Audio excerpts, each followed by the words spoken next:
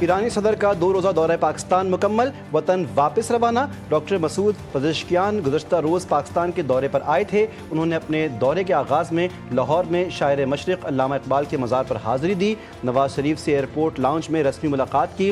وہ گزشتہ شب اسلام آباد پہنچے، جہاں آج انہوں نے صدر مملکت اور وزیر اعظم سے ملاقاتیں کی۔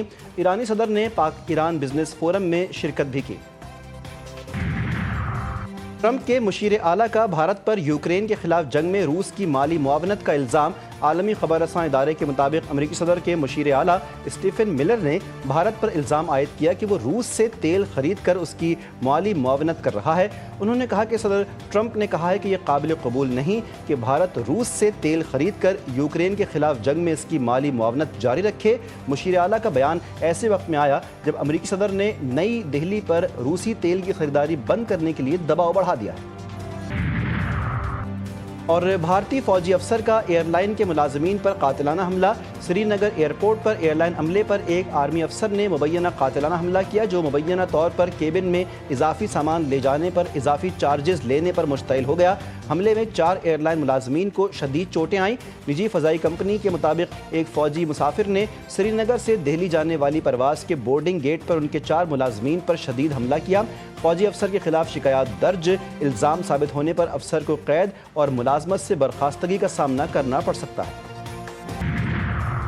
اور ملک بھر میں مانسون کے دوران بارشوں اور سیلاب سے جاں بحق افراد کی تعداد 299 ہو گئی۔ نیشنل ڈیزاسٹر مینجمنٹ اتھارٹی کے مطابق 26 جون سے اب تک 299 افراد ہلاک اور 715 زخمی ہوئے۔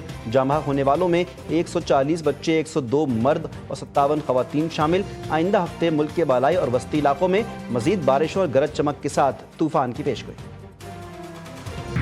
ہمارے لوگوں نے کنویکشن ایسے کہ ڈسکوالیفیکیشن ایسے کہ اس کے ساتھ اپنی باری پلے کر دی، اپنا قیمت چکا دیا۔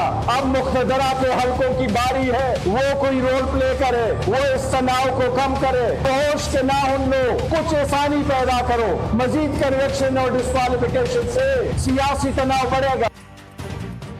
پاکستان مزید سیاسی تناؤ کا متحمل نہیں ہو سکتا۔ پی ٹی آئی رہنماؤں اور ارکین اسمبلی کو سزاؤں سے سیاسی ماحول خراب ہوگا۔ چیئرمین تحریک انصاف منسٹر گوہر نے کہا کہ سختیاں کم کی جائیں اور تناؤ کو کم کرنے کے لیے اقدامات کیے جائیں۔ اسد قیصر بولے، ملک کی تحریک شروع کر رہے ہیں، اگر کسی نے شرارت کی تو جواب ضرور دیا جائے گا۔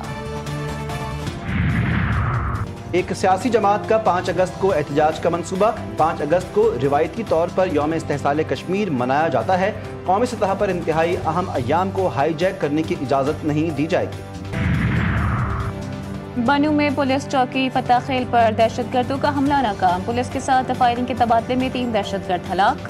دہشت گردوں کی جانب سے بھاری ہتھیاروں کا استعمال، 1 اہلکار شہید، 3 زخمی، شہید کی میت اور زخمی اہلکار اسپتال منتقل۔ وزیر داخلہ کی پولیس چوکی پر دہشت گردوں کے حملے کی مذمت۔ دہشت گردوں کو ہلاک کرنے پر پولیس کو خراج تحسین پیش کیا، کہا پولیس نے جرأت سے حملہ ناکام بنایا۔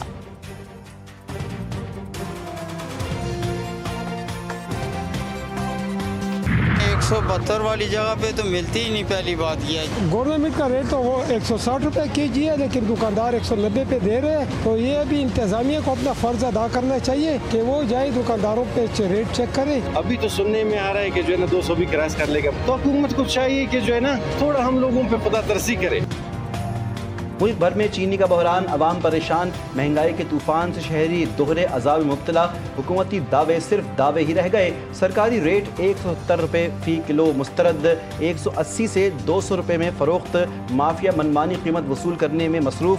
شہری قطاروں میں کھڑے ہو کر بھی خالی ہاتھ گھروں کو لوٹنے لگے۔ عوام نے کہا کہ ہمیں بنیادی ضرورت کی چیز بھی میسر نہیں، اب بس ہو جانا چاہیے۔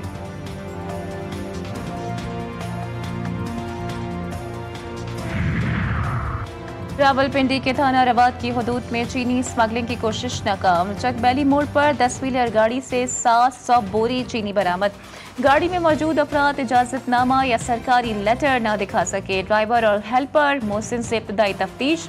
گاڑی میں سوار 3 مسلح افراد کی پولیس سے مزاحمت۔ مسلح افراد نے پولیس اہلکار عمیر محمود کی شرٹ پھاڑ دی، ساتھیوں کو زبردستی چھڑوا کر فرار۔ کار سرکار میں مداخلت، مزاحمت اور دھمکیوں پر مقدمے کا اندراج۔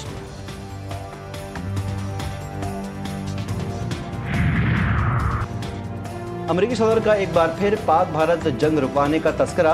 अमेरिकन मीडिया को इंटरव्यू में दावा किया कि दोनों ममालिक में तनाव न्यूक्लियर जंग तक बढ़ सकता था, लेकिन इन्होंने तिजारत के जरिए जंग रुकवाई। दावा किया कि वो औसतन हर माह एक जंग रुकवा चुके हैं। मोदी के ज़ेर असर भारतीय इंतखाबी निज़ाम अपोजिशन लीडर के हाथों बेनकाब। दुनिया की सबसे बड़ी नाम निहाद जमहूरियत के दावेदार भारत का पर्दा चाक। बीजेपी के चोरी शुदा इलेक्शन ने इंकशाफ ने भारतीय इंतखाबी निज़ाम का राज पाश कर दिया। राहुल गांधी का मोदी सरकार पर लोकसभा इंतखाबात में 100 नशिस्तों पर धांधली का इल्जाम। कहा, इंतखाबी निज़ाम से मुतालिक जब डाटा जारी करेंगे तो यह एटम बॉम्ब जैसा होगा। अगर नशिस्तें धांधली से ना जीती गई होती तो मोदी भारत का वजीर आज़म ना होता। हम साबित करेंगे कि लोकसभा का इलेक्शन कैसे चोरी किया गया। पाकिस्तान और अमेरिका के दरमियान तिजारती मुआहदा, इक़्तिसादी ताउन के नए दौर का आगाज़, दो तरफ़ा ताल्लुकात में अहम पेशरफ्त। डोनाल्ड ट्रंप कहते हैं कि अमेरिका पाकिस्तान के वसी तर ज़खायर की तलाश और तरक्की में ताउन करेगा। पाकिस्तान को सबसे बड़ी ऑयल रिफाइनरी कंपनी सिनर्जिको का अमेरिकी कंपनी से मुआहदा तय पा गया। मुआहदे के तहत पाकिस्तानी मसनूआत की अमेरिकी मंडियों तक रसाई मुमकिन होगी।